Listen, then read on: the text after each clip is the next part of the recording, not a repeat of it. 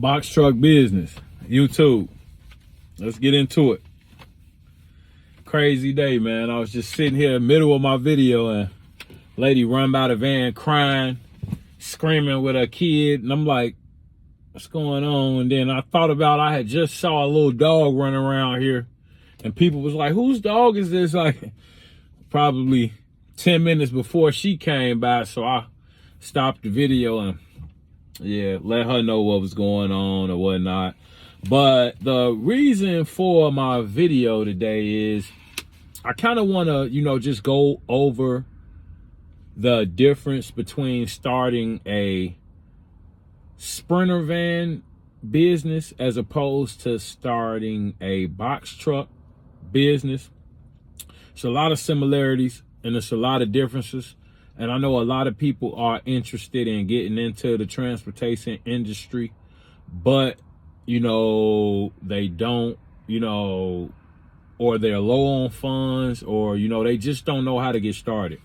And I've heard on some of the box truck forums and videos, people ask, hey, you know anything about Sprinter vans? I've been personally asked, about the Sprinter van business. So I just kind of wanted to go over a few of the differences between the two and kind of go over maybe I'll do like my last trip or two. I ain't gonna go into a whole bunch of numbers today, but I will, give you guys the numbers from my last trip. I'm currently in Portsmouth, New Hampshire. I'm northeast.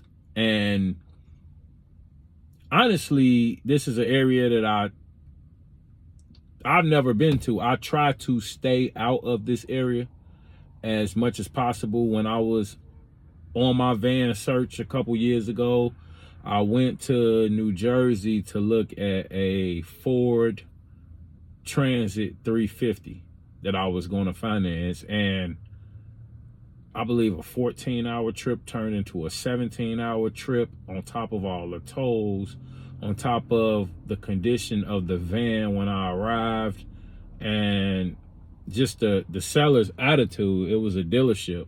But yeah, their whole attitude about all the problems that they didn't even make me aware of before I left Illinois, coming to Jersey. I think a mirror was missing. They had air coming through the doors, and they wanted like 27 grand for that van. So needless to say, I didn't end up getting it. But that trip to New Jersey made me just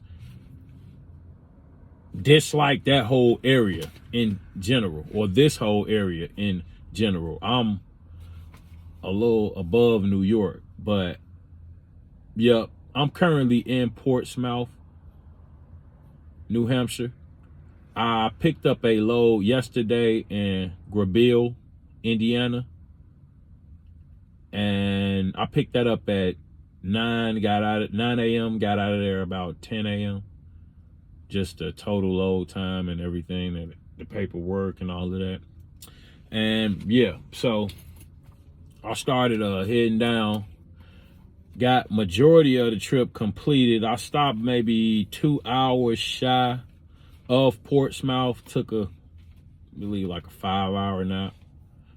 It was, I think, probably like 3 a.m. or so. Popped back up, went and dumped the load off. It was huge. It took up the entire back of my van. But yeah, so I'm currently sitting here. They had me in reserve for a couple loads. One going from Connecticut to Iowa. I guess it fell through. I didn't get a call back. And then they had another one coming from Connecticut going to Michigan, and didn't get a call back on that one either. Usually when that happens, they should call you back and say, hey, the company I'm leased on with, say, hey, we didn't get the load. But most of the time they don't. So if I don't hear anything within 30 minutes, I just don't even bother with it. And then every blue moon, they'll call you back an hour later and say, hey, we got that load. And I'm like, really? But pretty much, yep, I'm here in New Hampshire waiting. I'll probably, at this point, be here until tomorrow, because it's 6:51 Eastern time. So after between 3 and 5 p.m., most of the freight, kind of dies down.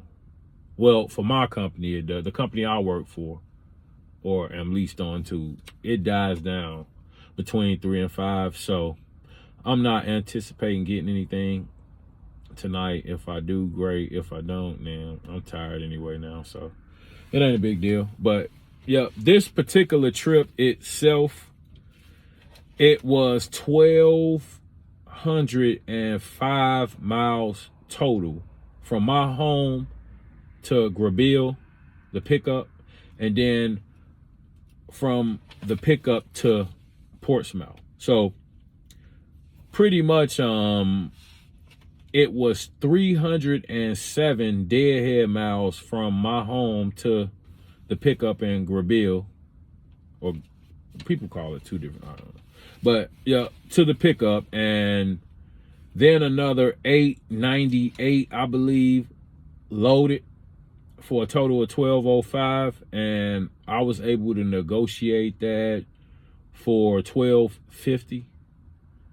So yep, I got 1,250 for the run, and yeah, they called me with a $1,200 load, that one going to Iowa from Connecticut, and yeah, I would have loved to get that one. That would have pretty much set my week straight, but I didn't get it, so it happens. Like I said, I got a good run here, but yep, that's kind of, and I'm gonna be honest with you, 1,250 for 1,205 miles, especially with 307 of that being deadhead, that's not typical. Okay, normally that's one of the differences with a Sprinter van. They want to give you anywhere from 75 cents to 90 cents a mile, and normally it's closer to 85 or 90 cents a mile, but sometimes you will get a 77 cent a mile offer, and once again, we're owner operators, so any load that's put out there is a offer. You don't have to take it.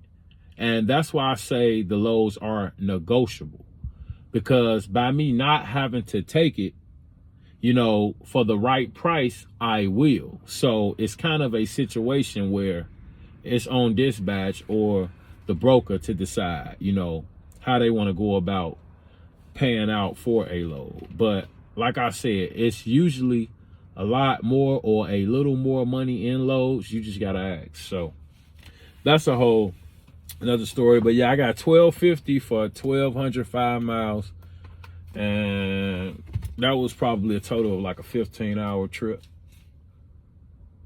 So yep, got that done, and I'm waiting. But that's one of the differences. I know in the box trucking industry, the rates are closer to like 130 to 170 a mile, and then I know some of them jump up even higher than that. So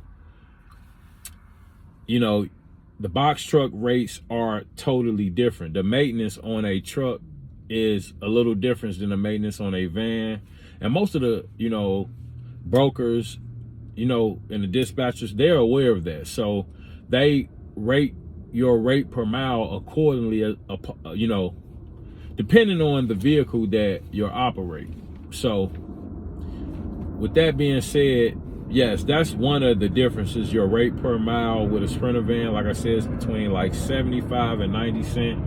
If you can get a little lucky, you can get over $1. A lot of times I do get over $1, but like I said, that's me. It just kind of depends on, a lot of the loads that I get more than $1 on are loads they really, really need me to run. So kind of speaks for itself, it's just the demand. So that being said, yep, that's one big difference, is your rate per mile. And like I said, at the same time with the rate per mile, you also,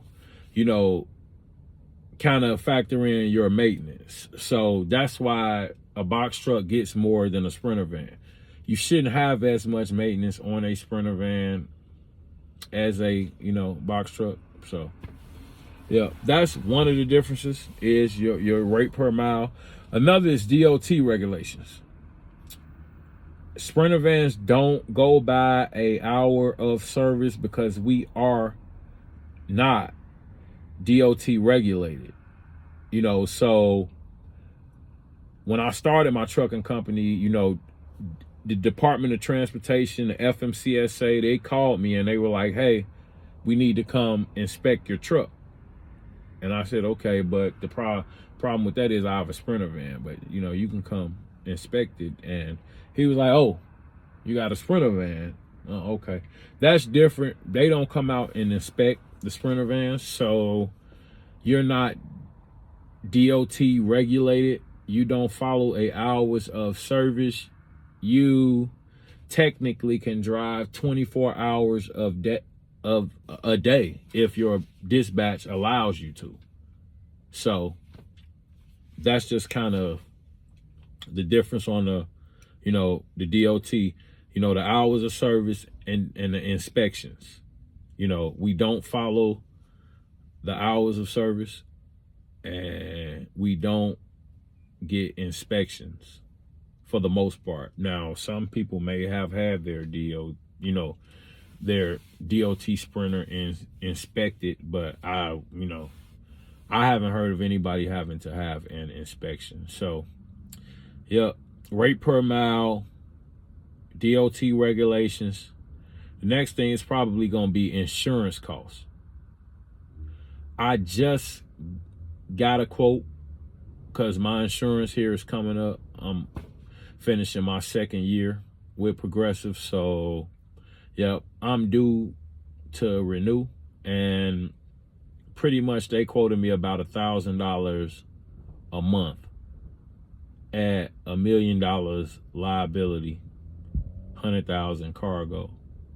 Pretty much at the Amazon limits, because that's what I had them quoted at, the Amazon limits. So he told me right around $1,000 per month. And the difference with that will be when I actually have them enact the policy, it'll be for a box truck. But right now I didn't have a box truck, so I just wanted to see what the cost would be for my Sprinter van, which would give me a good idea. And I'm almost certain the box truck will be closer to $1,400 or $1,500 a month. That's why I kind of did the Sprinter, because I know it'll be a little higher. So I'm probably looking at $1,400 to $1,500 a month at Amazon limits for a box truck. So the Sprinter vans are a little cheaper on the insurance side also. You're going, smaller vehicle, not DOT regulated. The insurance is a little bit cheaper. So that's another difference. Okay. And then the next difference is going to be your load time. Like I was saying, getting loaded in Grabille, Indiana, it took about an hour total, and that's from the time I pull on a lot, go in, they get the package loaded into the van, get me the paperwork, and I pull off of the property. It's normally 20 to 45 minutes for me to get loaded. That's normally the wait time in a Sprinter van, because I'm expediting. So when I pull in, normally it's a particular door. You don't go to a dock, you go to the overhead, and they're usually expecting you. The load is hot, somebody want it, and they paid for it already. So with that being said, it's kind of a situation where they usually get it right out to me. And any delay, is either because of an order number or, something small like that they usually clear up pretty quickly. So I know for a fact with the trucks, and that's exactly why I didn't want to get into the bigger trucks, the wait time. I don't want to wait 3, 4, 5 hours to get loaded with 3, 4, 5 skids that I feel like I could have loaded in 45 minutes. But the issue with that is, you know, you make more money to wait. You know, in a box truck, I'm sure if you drove 1,205 miles, even with a brand new authority, you would probably bring in well over $1,500. I'm almost sure of it. You know, so that's part of the difference also, that, you know, you make more money to wait. You know, with us it's boom, boom, and we gone, but we don't make as much for our time. So, you know, that's a difference also. Load time. So another thing is going to be, say you start a Sprinter van business and you choose to stay independent, meaning you don't lease onto a carrier or go through a dispatcher, because you can just go on the load boards yourself, try to find loads for Sprinter vans and book them. I tried that when I started. No loads. It seems as if most of the loads for Sprinter vans are already aligned with the shipping, you know, brokers and dispatch companies, because it's almost impossible to find loads on Truck Stop or DAT for Sprinter vans. You just don't. It's either, it might be in your weight, you know, range, but it's too tall. It might fit in your truck, but it's too heavy. Most of them just don't even think about it. It's just, they don't even, and you can look under box trucks. I've done that because I contacted DAT and said, hey, I can't find any loads. What's going on? And so pretty much they told me to look under box trucks because they want your subscription. So they're going to tell you, yeah, we have them, you know, look under box trucks and this, that, and the other, and couldn't find any. So that was part of the reason why I made the decision to lease on with, you know, the courier service out of Chicago initially, because I was having so much problem finding, you know, loads to go over the road. So, yeah, that's another thing. Starting up, you can find loads for box trucks. Now, the problem you're going to run into with that is the not wanting to work with the new carrier thing. You know, some of the, you know, dispatchers and, you know, the brokers, they don't want to work with you if you, most of them want 6 months. Some will do 3. And then some, they make it even more difficult and they say a year. So it just depends on who you're dealing with and how bad they don't want to work with new authorities. So, yeah, that's the thing with the box trucks. If you can get brokers that will work with you, you can find loads for box trucks straight out of the gate. You know, it shouldn't be too hard. And you can find them on, you know, your own. Like I said, you just have to find companies and brokers that will, because even if you find them on your own, you're going to have to call, I don't know, CJ Robinson to get the load, because they're going to probably actually have it. And they're not going to work or want to dispatch it to you because you're a new carrier. So that, you know, kind of matters. But other than that, if they can get past that, you can book your own loads off of the load board without leasing on to a broker company or using a dispatcher. So that's another difference. You're not going to find many loads with a Sprinter van. You're going to want to lease on with, you know, one of the expedited shipping companies in the U.S. It's a bunch of them. You know, so that's what you're going to want to do if you want to start out in a Sprinter van or a cargo van. And I would recommend getting a Sprinter van or a bigger Ford van, because prime example, the load I just dropped here in New Hampshire, it wouldn't go in most of the vans that are leased on, with the company. So just kind of is what it is. But yep, that's just kind of, some of the differences in starting, a Sprinter van or a cargo van trucking company as opposed to starting a box truck company. So, it's kind of up to you, how you or what you, want to get into. But, I just kind of wanted to put this out to kind of just give a little information on the differences and just touch bases on, the Sprinter van industry. I'm, like I said, probably really, really close to being on my way out. But I do have, some experience, and, I can help with some of the questions that, people have about getting started. So we'll touch on a little more of it later. But yep, I just wanted to get that out there to you guys. I've probably held up more than enough of you all's time, and I think I'm gonna jump in the back, get a quick nap. Hope for a load tonight. Probably not. But you guys take it easy. You'll be seeing more of me here later. Get back with you soon. Be smooth.